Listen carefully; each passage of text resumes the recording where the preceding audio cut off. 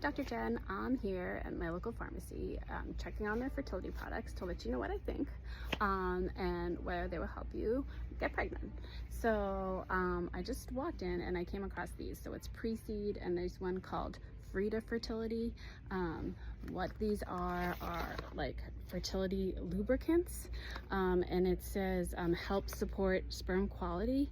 So I will say that these are lubricants, so they're like gels, and sperm has to swim through the cervix, up into the uterus, and into the fallopian tube to fertilize the egg.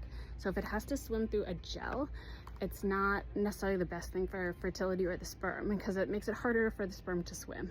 So that being said, with these fertility lubricants, they have done studies to show that these don't specifically slow the sperm. So it doesn't make, these are not supposed to make it worse for the sperm to swim and get to the egg. But as a fertility doctor, do I think they help? No, because like, listen, I have the concern that like it's harder for the sperm to swim through the gel.